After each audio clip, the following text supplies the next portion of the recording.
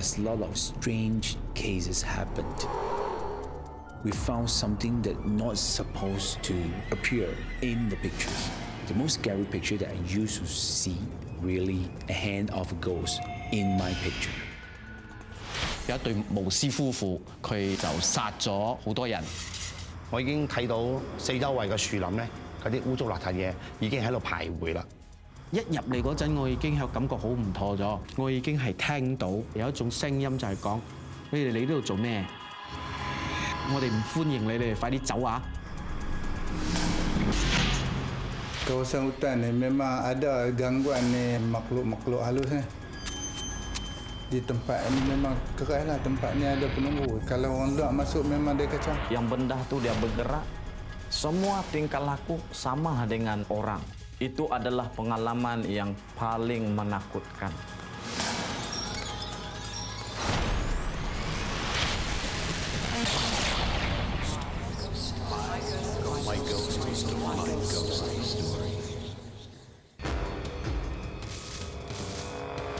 有一對巫師夫婦，佢就殺咗好多人。我哋落車嗰陣時咧，我已經睇到四周圍嘅樹林咧，嗰啲污糟邋遢嘢已經喺度徘徊啦。一入嚟嗰陣，我已經有感覺好唔妥咗。我已經係聽到有一種聲音就係講：你哋嚟呢度做咩？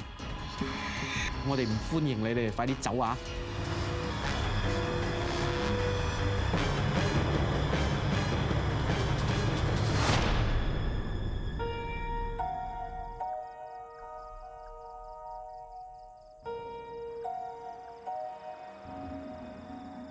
我叫志偉，黃志威啦。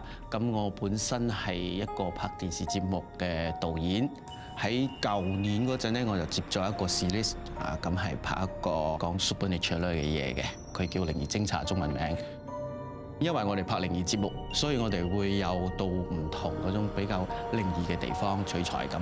入邊就有主持人啦，亦都有師傅啦，因為需要師傅喺度嘛。咁我哋嘅師傅就係高天霸師傅。我係叫金龍王高天霸，今年48歲。我做呢個法科咧，同埋風水學裏邊咧，同埋醫學裏邊咧，已經23年啦。我喺呢個劇情嘅裏邊嘅身份咧，就係做一個大師，就係帶領攝製隊去拍攝現場嘅曾經經過嘅景象。 喺10幾年前咧，就有一對巫師夫婦，佢就謀財害命，咁就殺咗好多人。咁其中一位係達督嚟嘅。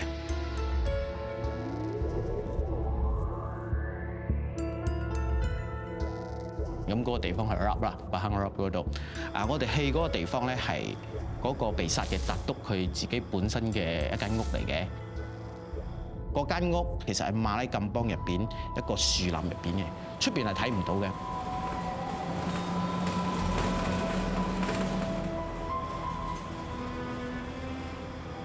咁嗰件事係講佢喺入邊俾個巫師咧就施法喺度將佢殺死，同埋翻屍翻好多卷嘅。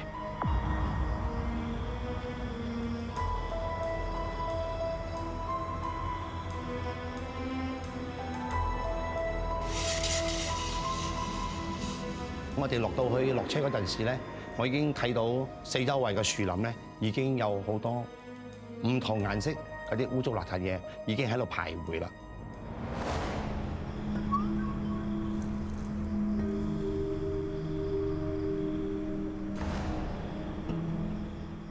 之後咧，我哋要入去拍攝啦。但係咧，我唔鼓勵攝製隊嘅人同埋其他工作人員入呢間屋。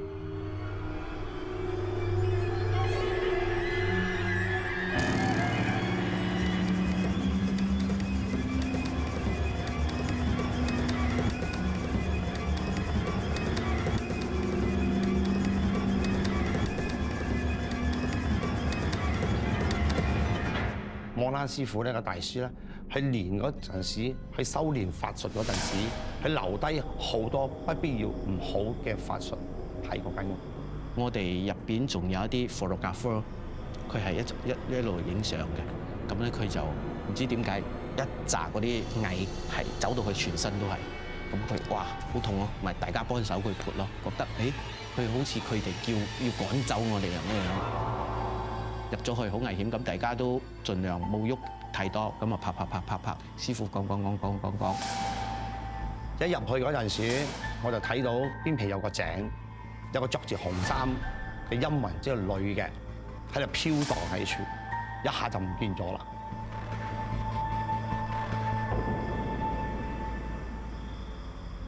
攞緊現實 shot 嗰陣，比之前緊張啲，比以前嘅緊張啲，因為師傅頭先嗰個舉止、嗰個反應，我快啲走，感覺係好唔同啊！所以逼使到喺嗰個環境係想話快啲，快啲9點走啦！啊咁攞，我聽到望過去睇，原來係我自己本身嘅 crew 一個 audio man 收音師，佢喺出邊嗌，佢猛咁招手，我哋兩個就喺入邊，咁我覺得。咁樣嗌法應該係佢哋要趕住走啊，定係咩事咧？又唔敢入嚟。佢見到我哋出嚟咧，佢就走好快，好似趕住我哋走咁樣。差唔多出到個樹林嗰陣咧，嗰個收音師就同我講：一入嚟嗰陣，我已經有感覺好唔妥咗，我已經係聽到係一種感覺啊，唔係真係喺耳仔聽到，就係有一種聲音就係講：你哋嚟呢度做咩？我哋唔歡迎你哋，快啲走啊！快啲走啊！好惡咁嗌，佢一直忍住，佢講佢忍到好辛苦，忍到成身大汗，跟住腳都要埋。咁同時間又有人唔舒服咗啦，但係唔知道咩事。咁係一個女嘅，佢係我哋嘅 intern 嚟嘅，喺度喊緊，佢好驚，流晒眼水，一直喺度喊，跟住全身冇力，好想要走。咁嗰陣我又諗到，既然大家都陸續有怪事發生，咁都係快離開嗰個地方比較安全。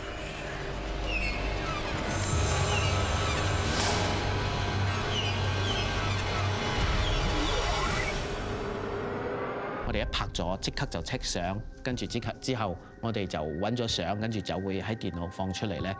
大家又再傾翻頭先喺嗰個地方見到嘅嘢嘅，咁就其中有一張咧就睇到咧係喺樹林，因為佢有啲朦啦，因為入邊嘅光好唔易溫啊，有啲地方有陽光射落嚟，又光啲咁樣，所以佢哋係咁影，咁就見到有一張相喺樹葉之間咧有一個人頭，一個人影咁樣，最主要係個人頭嗰度係有鬚嘅。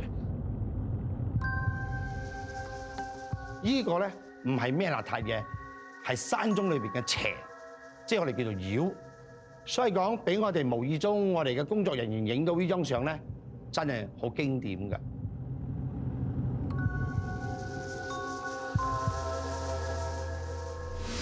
但係呢樣嘢就證明咧，嗰個巫師想當年喺度念法咒嗰陣時殺人嗰個過程之中咧，佢冇帶走，因為佢過咗身都好，或者搬咗個原地都好，佢冇帶走嗰樣嘢。佢喺空間係飄蕩，我都講啦，未必個個人睇到嘛。但係世界上無奇不有。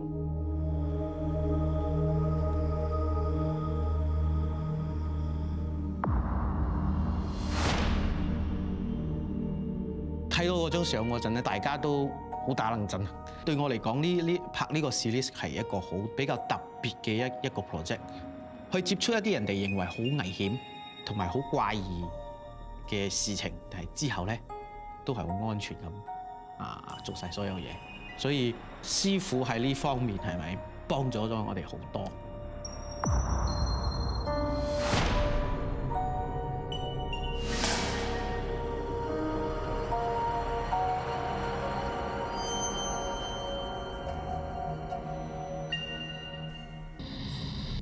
？Kawasan hutan ni memang ada gangguan ni makhluk-makhluk halus ni.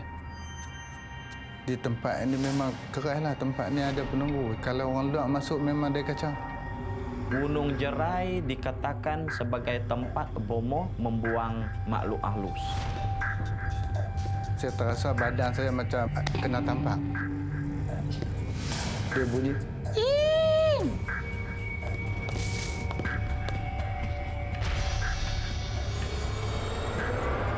Sampai saya letak tangan keluar, seolah-olah rasa sejuk tu macam datang dalam peti ais yang kita buka. Itu adalah pengalaman yang paling menakutkan. Oh my God. Saya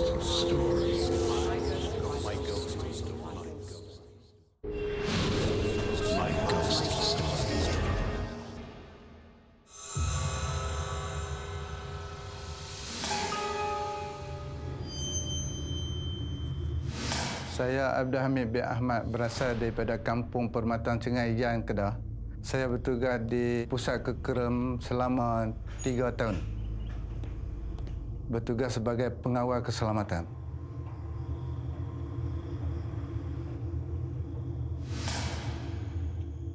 Peristiwa yang saya lalui semenjak saya bekerja di sini seram. Pada malam tu, jadi tugas saya sebagai seorang pengawal keselamatan, saya kena ceklah kawasan yang mana lampu tak buka. Jadi saya dapati dalam bilik mandi ni lampu tak buka. Bila saya nak masuk buka switch di tepi itu tak boleh, pintu berkunci. Jadi saya kena masuk dari belakang. Bila saya masuk dari belakang, saya berjalan dalam lebih kurang 3-4 langkah. Lepas tu saya terasa badan saya macam kena tampak. Terasa macam ada orang tampak saya, tapi saya cari tak ada siapa.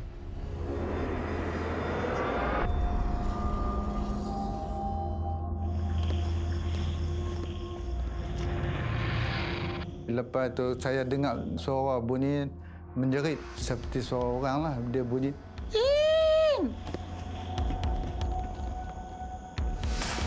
Selepas itu saya perhati tempat bunyi itu, saya nampak macam asap. Dia putih, warna kelabu nak putih itu. Bukan saya seorang, ada kawan saya juga sebagai seorang jurulatih yang bekerja di sini, iaitu Cikgu Agustin. Dia pun biasa kena dan biasa nampak ada bahan bukti pada dia ada ambil gambar di sini. Kem singkir ataupun singkir sendiri sebenarnya berada di kaki Gunung Jerai. Dipercaya juga Gunung Jerai dikatakan sebagai tempat bomoh membuang makhluk halus. Orang-orang di kem singkir ataupun di penduduk singkir sendiri yang mempercayai tempat itu singkir, ada sesuatu dalam hutan. Pada tahun 2007 saya ada mengiring pelajar di tempat ini untuk satu kem jati diri di kem singkir. Pada malam terakhir dalam kem itu ada satu aktiviti yang dikenali sebagai kembara malam ataupun berjalan malam. Jalan di dalam hutan, semua peserta akan berjalan seorang demi seorang untuk penghayatan malam.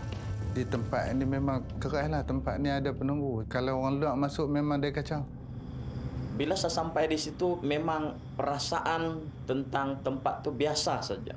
Dia tak ada rasa takut. Saya merasa tempat tu macam tempat lain, macam malam biasa.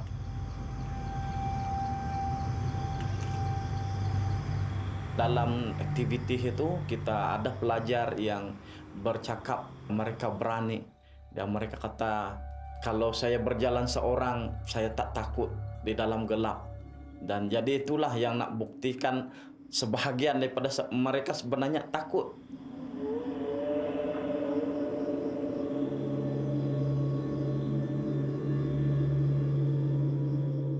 Jadi bila beberapa lama berada di situ, lebih kurang 15 minit berada di seorang diri. Tiba-tiba saya merasa sesuatu kelainan yang bermula dengan rasa tak sedap hati. Dan tiba-tiba cukup takut.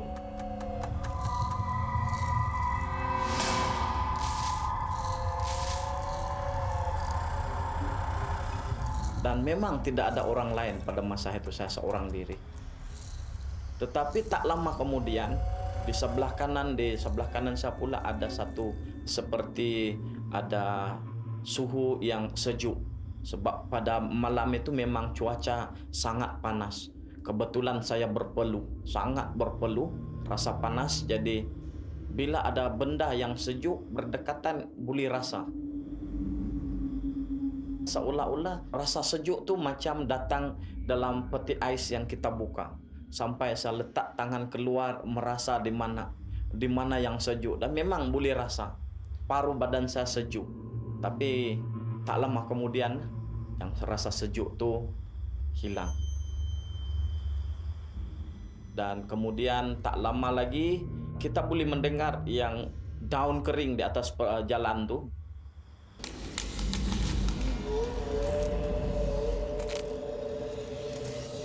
Seolah-olah berbunyilah dipijak orang lalu.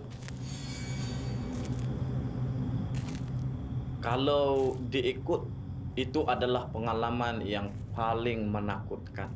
Sebab saya tak pernah berada dalam hutan mengalami rasa takut yang tersangat takut. Apabila selesai aktiviti pada malam itu juga, saya tengok balik apa yang direkam untuk melihat reaksi peserta. Di dalam video itu saya nampak di situ ada, memang ditafikan di situ ada nyamuk, serangga yang berterbangan. Apabila tengok balik ada benda halus di situ.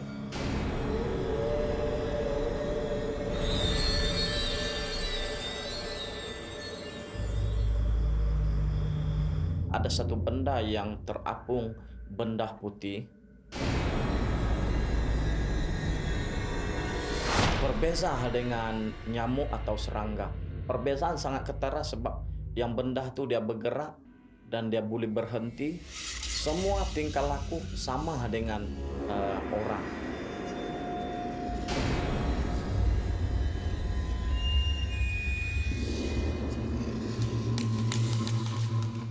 Sebelum itu saya mendengar banyak kisah tentang singkir, tempat yang paling banyak aktiviti paranormal.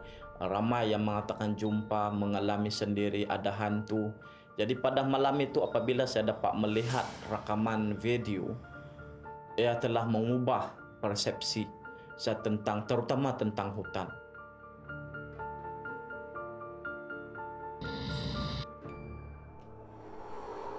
Just right after 1 year the bridge is built, there's a lot of strange cases happened. We are shooting on a haunted bridge. There is 4 of us in the car. We checked through those photos that we've been taken. We found something that not supposed to appear in the pictures. The most scary picture that I used to see, really a hand of a ghost in my picture.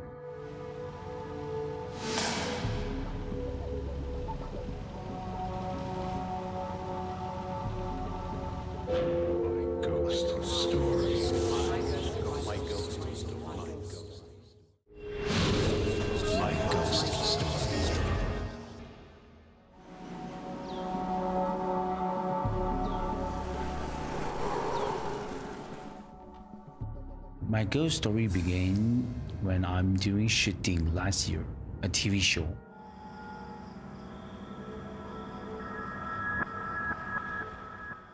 I still remember it's night that we were shooting a horsling. We are shooting this horsling at a village called Buntong in Ipoh, just a bit out of the city, but is still considered central of Ipoh. We were to shoot the horsling while driving around, and the route involved driving across this bridge. This bridge is apparently famous among the locals for being haunted, but at the point, the crew and I didn't know why.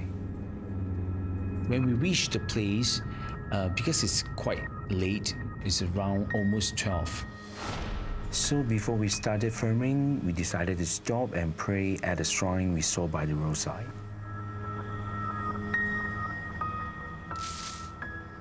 Totally, there is 4 of us in the car.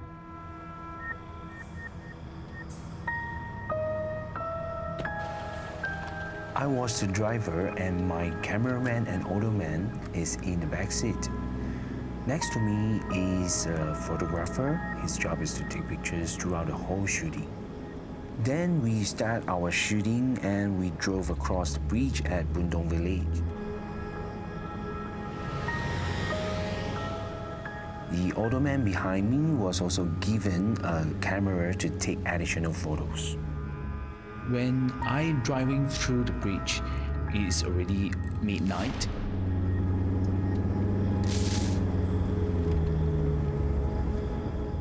At that time, when I feel kind of windy, I try to think, did I open any window? And I check through, no. The aircon is actually off. I think the most scary part is after we finish shooting, we check through those photos that we been taken. Wow, there was one of these photos taken by the older man from the back seat of the side rear mirror. We found something that not supposed to appear in the pictures. What I saw from the picture is a real hand like this, putting on the shoulder, the left shoulder of my cameraman, which is just sitting behind me. That means if that is a real ghost, he's actually right there in the car with all of us. We try to analyze the whole situations in the car. It's actually a very big car.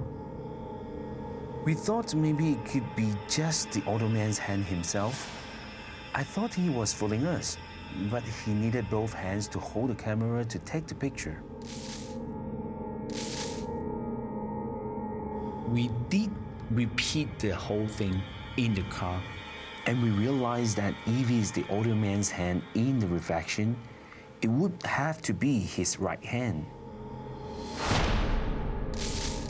And in the picture, actually the hand that's shown is actually the reflection of a left hand.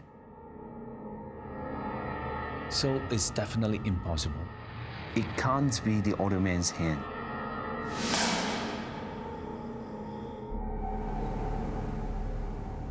Because there's a TV shooting. And some of the residents come and say hello to me because they know me. I talk to the residents around. They're trying to tell me the story about the bridge.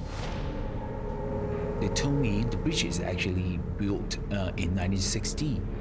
But just right after 1 year, the bridge is built, there's a lot of strange cases happened.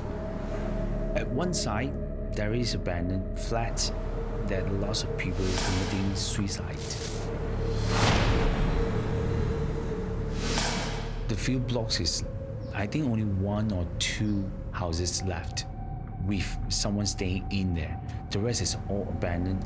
No one staying in there, and the whole place is like so dark.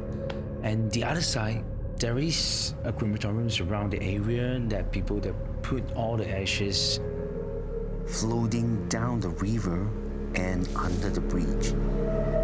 I think this is one of the reasons that made me feel the place, I'm not really comfortable with the place. After they told me about all this thing, then I tried to link it up. To me, I can't really explain this, but I believe there must be some connection between all this. I do believe there is a connection with the bridge, because the picture was taken exactly when I was driving across the bridge. And I found this kind of scary because I just drive through a so-called haunted bridge. Almost a year from the picture was, from the time that the picture was taken. Every time when I look it back and when I share with my friends, I can't really find this explanation instead of it's really a hand of a ghost in my picture. Well, if just for working purpose, I don't mind to drive through again the bridge. But if for leisure, I would try to avoid it.